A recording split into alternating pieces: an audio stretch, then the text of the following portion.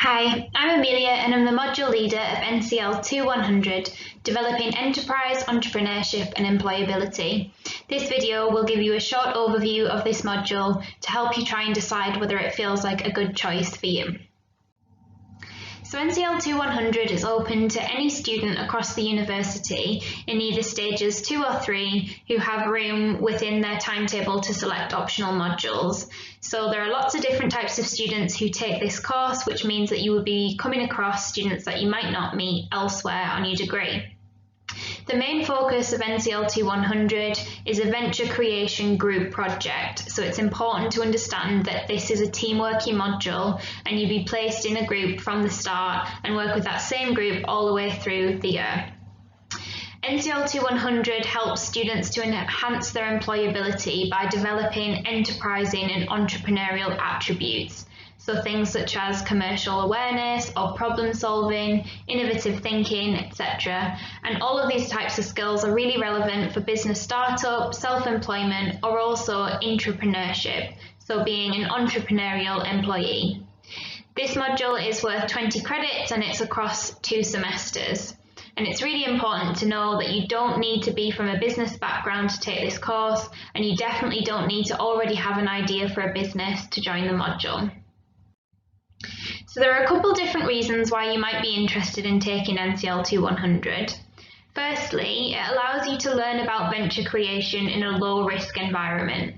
So if you've never had to come up with a business idea before, or maybe you're curious about what it might take to design a business idea, to make a plan for if you wanted to start a business in the future, then this course can give you a first taster of that experience and help you to learn about the different steps that you would need to take when designing a business model, but with none of the real risks attached to them that you might see in the real world. This course will also support you to understand how to design original solutions to real problems, which is a great skill for those of you who might be interested in being self-employed in the future, but also for those of you who want to be employed, because employees who can be innovative thinkers, problem solvers, are really sought after by employers.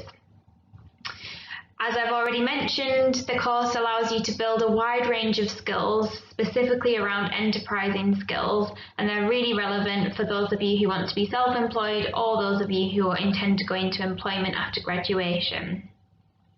This course enables you to design a business model with a real-world application. So although there's nothing in the module criteria or the assessment that says you actually have to set up a business, we have seen students in the past come up with business ideas that they actually want to develop in real life, and then they've already got a plan provided from the work that they've put in across the course to support them to be able to do so. You might be interested in this course because it will enable you to work in a multidisciplinary team. So you'll be working with students from a wide range of different courses, meaning that you get to work with students with different skills and knowledge bases to your own.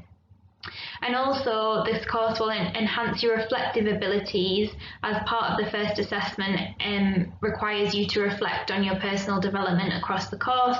And this is really good practice because it helps you be able to start to learn how to articulate your skills profile, which is an important skill to have for when you're going to start to attend things like interviews. So how is the course split? Well, the first semester is fully focused on idea development. So what we'll be looking at in semester 1 is how you can spot opportunities for venture creation. So how you can understand what a problem is and start to generate original solutions to those problems. So working in groups, you'll explore a wide range of ideation techniques in order to do so. And also in semester 1, you learn how to test your ideas with market research so that you can understand that actually there is a willing market already existing before you start to develop your idea further. So you'll test your ideas with market research before finally deciding on one idea to develop further as a team in semester 2. And then coming back to semester 2, this semester is all about business model development. So you'll focus on all of the different elements in semester 2 that are required to design a sustainable business model around your chosen concept. So the core content for this semester will focus around marketing and social media, sales, financial sustainability, intellectual property and legal considerations, as well as team dynamics and talent planning. And once you've worked through all of that kind of core content, you should come out of the other side with a sustainable business model of how your idea would actually work in practice in the real world. So the teaching methods for this course are mixed and varied. So the core content, the lecture material, will be provided to you online, and you can watch that content in your own time across the week. And then to support that lecture content, which also asks you to apply the content to individual activities, you'll meet once a week as a group, face to face, with also me there to support if there are questions or queries, for an hour to work as a team. There are also going to be other face-to-face sessions, so full group sessions around things like assessment or the actual processes of the course, as well as face-to-face drop-in surgeries if you need further support. There'll also be a pitching practice opportunity at the start of semester 2 so that you can get really good at pitching and presenting before there's an assessment attached to it. For this course, there's also the expectation that you can be an independent worker, so there's independent reading, research and reflection activities that you're also expected to complete.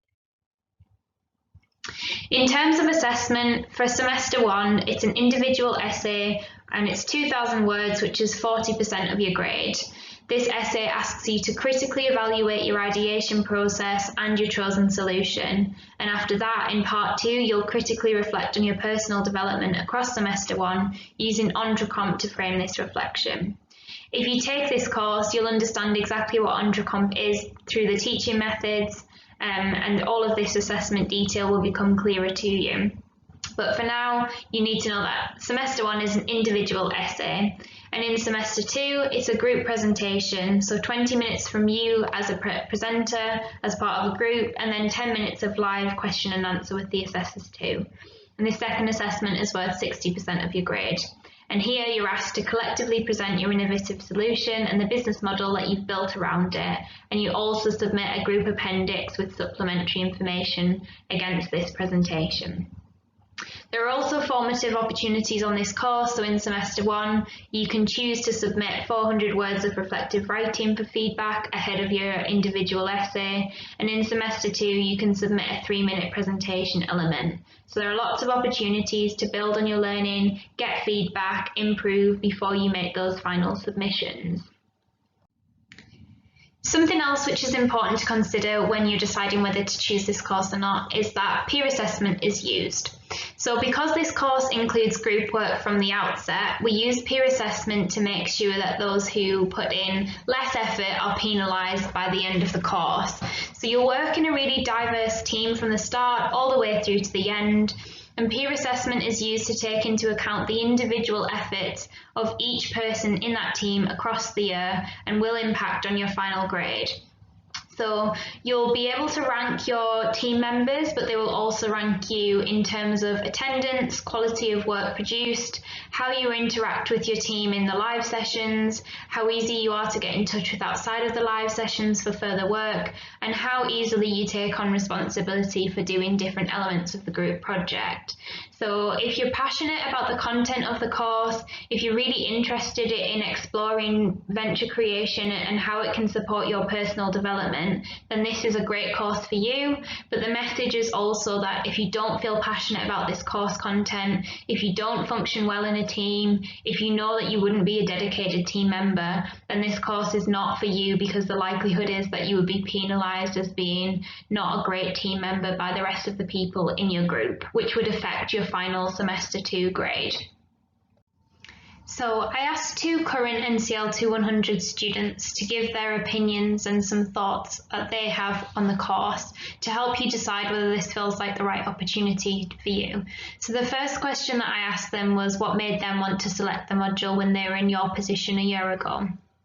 So for student 1, they were saying that they've mostly always studied science-based subjects, so they didn't have any understanding of what it takes to make a business, So they were hoping to come out with a broad idea of what is needed to make a successful business by engaging with this course. And also interestingly, for student one, they have aspirations to end up as being self-employed. So they were hoping to get a grasp of foundational business skills in order to help them achieve that future aspiration. And then for student two, they were hoping to gain an insight into entrepreneurship and find out more about the different stages that go into setting up a business. Similarly to student one, student two said that they didn't have any current business ideas or understanding, but they were curious about whether there was something that they would potentially like to set up. And they also were interested in the assessment methods, as the report writing style was different to the types of writing style they were used to from their assessments. So a couple of different really interesting reasons for why current students chose to select NCL2100. So next I asked, was the experience as they expected it to be? Student one said positively that they were surprised at how engaging they found the content and how they've been able to apply the content successfully. So the module format was also, though, unexpected to them, as they didn't expect to work with the same group throughout the whole course. So it is important that you to recognise that you will be with one group from the outset all the way through. And as student one says, this has pros and cons, and they go into a bit more detail on the next slide.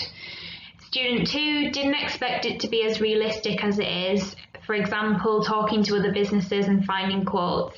So that's a good insight, as although there's nothing in the marking criteria which says you actually have to set up a business, make a sale or anything like that, you do have to make a really detailed plan around your business. So the level of research that you are expected to do is quite large and has to be as close to reality as possible. So you will be engaging with target markets to try and find out how they experience the problem. You will be doing things like trying to set a pricing strategy that's realistic, which might involve chatting to competitors or contacting people for quotes of how much different things cost.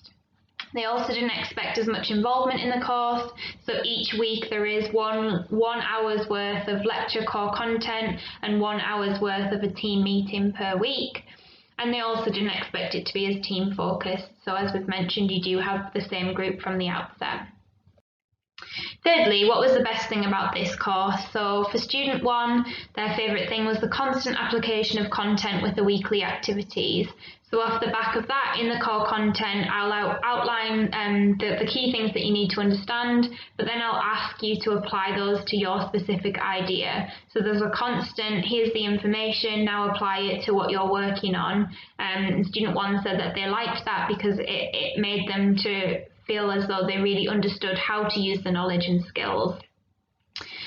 Secondly, they said working with the same group allows for a group feeling to be developed, which helps with discussions and makes it more realistic to a business environment. And again, it allows them to apply the content.